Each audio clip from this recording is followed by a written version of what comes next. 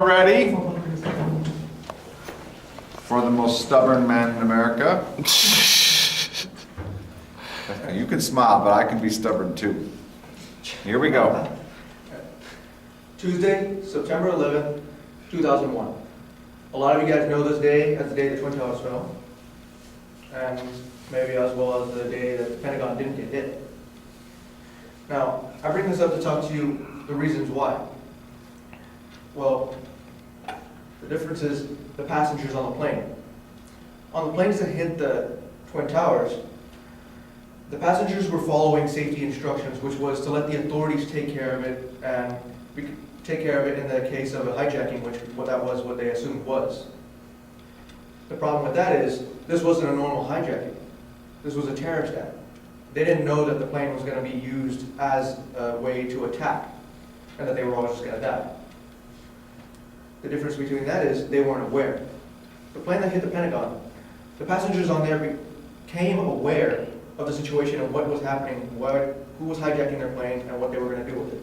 That gave them the fighting chance to, they're sure they couldn't have survived, but they stopped the chance of the destruction of the Pentagon from that attack. Because of that, they were aware, and that gave them the chance. You should listen to me because I'm going to give you awareness about ISIS. You need this awareness because, actually you don't need it. Yeah, I'm just going to give you awareness. So, first thing I'm going to be talking to you about the origins of ISIS. Second, I'm going to be talking to you about what they do and how they do it and where they came from and how they got stronger.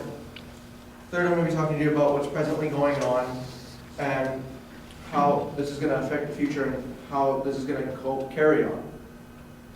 So I first go into my first topic, which is how they began. Originally, ISIS was just a small group who was founded by a man named al-Nusayri.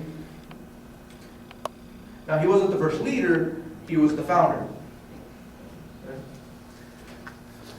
This man helped find ISIS, and he was a follower of Al-Qaeda, and he was a strong supporter of their beliefs, which was Islamic beliefs and all that whatnot. And so, from there, came to the second leader, which a lot of the previous speakers have mentioned, was, what's his name? Al-Zarqawi. And from that, ISIS grew, and he believed a lot of what Al-Qaeda believed, but he didn't feel that the means they were using and what they were doing and continuing to do wasn't as effective as it could be. They weren't spreading that much. They were just using terrorist tactics to ignite fear into people and, keep people from stopping them and just keep them spreading. But it wasn't working.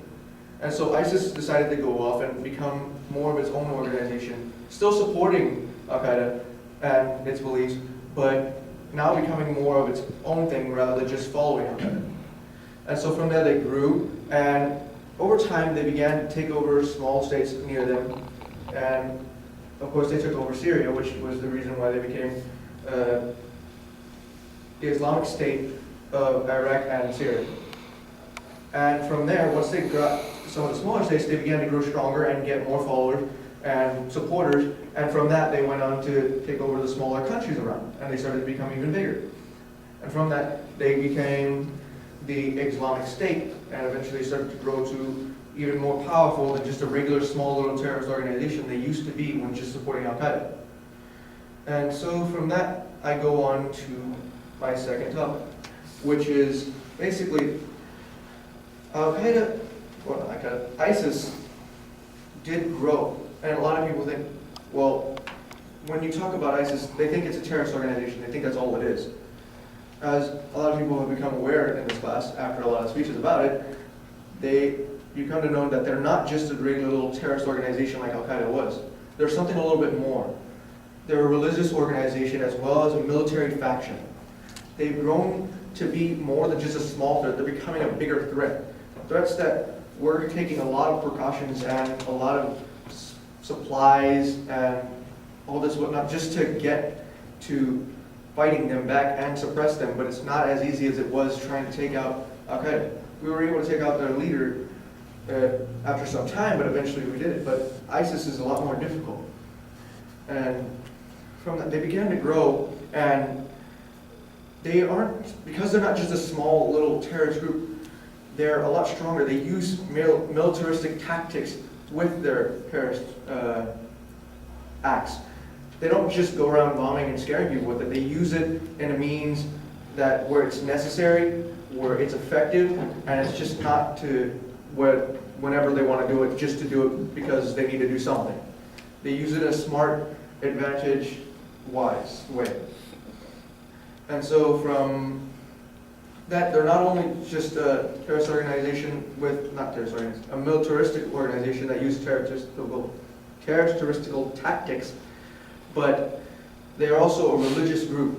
They really are passionate about their beliefs. As previous speakers have mentioned, that they go off of, from what they really strongly believe in what they do, which is the Islamic beliefs, and because of that, that's why they act the way they do. That's why they're pushing it, because they really feel it's true, and they're very passionate about it. They're really they're a big religious extremist kind of a group, and they use these tactics to impression these beliefs on people, as well as fear people into believing them. And that's a lot of the reasons why they got a lot of followers, because not just because they made people believe that if they didn't, they would die, but they were so passionate about it that some people even started to believe maybe they're right, and they started to feel belief into the religion themselves. And so from that, they became more, and they started to grow and get more supporters, not just because of their violent acts, but because of their religious acts as well. And so then, where does this all come in today? What are they doing now? What's happening with them? Well, their current leader is al-Baghdadi, or something like, I don't know how to pronounce it, but it's al-Baghdadi, or something like that. The third picture. And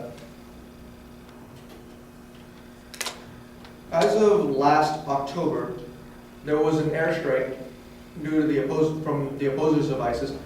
I think it was Canada, that they decided to have an airstrike on ISIS, and when they had that airstrike, they attacked where apparently he was located, like, or near. And from that strike, after it was over, they did analysis and they heard word that he had apparently been injured severely. Now, it was unknown whether he had survived or not for the longest time. But eventually, word came out this year that there was an audio of him speaking out to believers. It was sent to the believers and followers and supporters of the faith and of ISIS, that he was alive, and he was telling them to continue to harvest more recruits and supporters in order to grow in their power and strength. And so from that, ISIS has begun to grow, and we found out that the leader is not dead. So they're not done, they're still alive, and they're still fighting. Now, I'm a little jealous of Roberto for having that picture of the Hydra, because when I had decided to speak, one of the things that I kept thinking was, it's true, terrorist organizations are like a Hydra. We keep thinking they're like a snake.